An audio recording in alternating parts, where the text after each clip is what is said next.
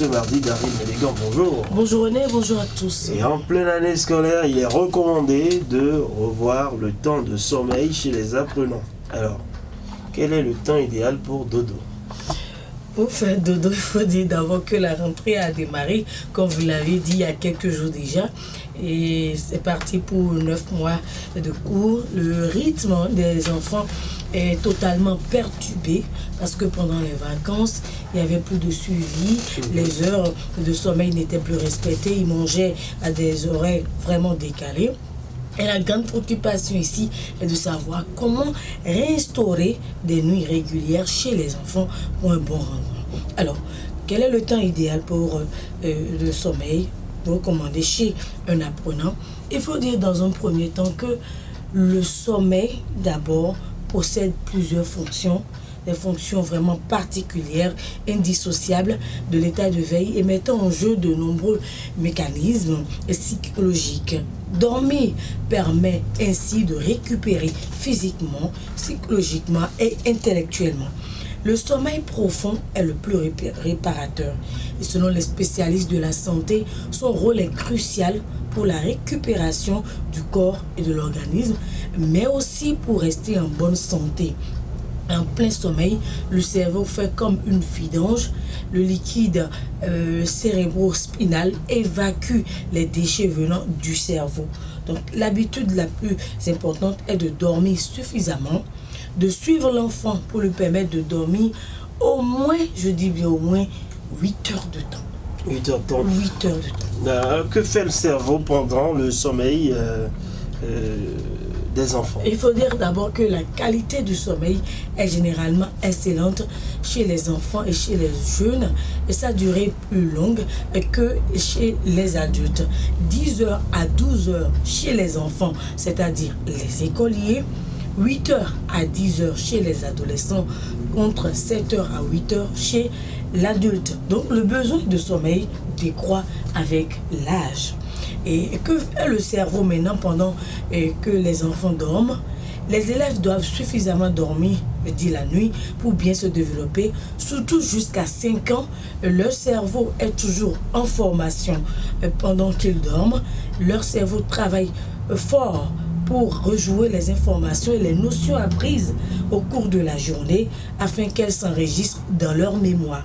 Autrement dit, les enfants ont besoin de bien dormir pour retenir ce qu'ils apprennent à l'école, mieux utiliser leur raisonnement, avoir de l'énergie toute la journée et mieux se concentrer. Alors, à quelle heure faire coucher son enfant quand il va à l'école? Le sommeil est important, comme je l'ai dit, chez les enfants pour leur équilibre général, d'autant plus que la semaine, pendant la semaine, quand il n'y a pas classe.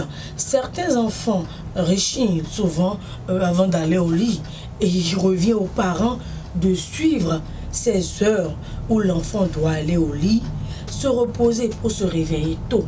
Et selon les spécialistes, il faut au moins 8 heures de sommeil, comme je l'ai dit, pour les collègues de 5 ans à 10 ans. Déjà à 22 heures, l'enfant est au lit pour se réveiller à 6 heures du matin ou à 6h30. Cela dépend du parent, du programme de la journée. Sinon, l'idéal, c'est 12 heures de sommeil pour un enfant de 3 à 5 ans, 11 heures pour un enfant de 5 à 6 ans. Donc, s'il y a des inconvénients aussi, René Soglo, s'ils ne dorment pas assez, les apprenants peuvent avoir des sauts d'humeur, ils peuvent se montrer plus agités, ils peuvent être agressifs ou impulsifs. Ils auront plus de difficultés à faire des tâches qui demandent de l'attention, la réflexion, parce qu'ils n'arrivent pas à se concentrer. Et lorsque le manque de sommeil est fréquent, l'enfant peut perdre du poids aussi. Lorsque l'enfant ne dort pas bien, il n'est pas développé physiquement. Et dans ce cas, il ne peut pas donner un bon rendement à l'école. Voilà, quels sont les inconvénients, surtout puisqu'on en parle déjà.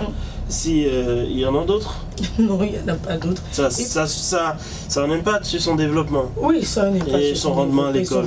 D'accord. Alors, vous avez des conseils dans ce cas? Oui, très rapidement, René Soglo, il faut instaurer des nuits régulières chez les enfants. L'idéal est que les enfants prennent le dîner au plus tard à 19h30, 20h, revisent les cours et aille au lit à 21h30 ou à 22h au plus tard. Une fois au lit, éloignez les enfants des écrans qui génèrent de la lumière. Éloignez-les également des tablettes, des smartphones et autres appareils électroniques. Et de bonnes nuits de sommeil, un sommeil suffisant aide les enfants dans leur apprentissage. Adopter une routine afin de se coucher tôt aidera les enfants à avoir un sommeil suffisant, un sommeil de qualité. Et petit à petit, leur corps s'habituera à leur nouvel horaire. Donc, adopter une bonne routine à nos enfants pour nos précieux s'avère vraiment bénéfique pour leur santé. Voilà, merci à vous, Daryl Mélégan, pour ces précieux conseils.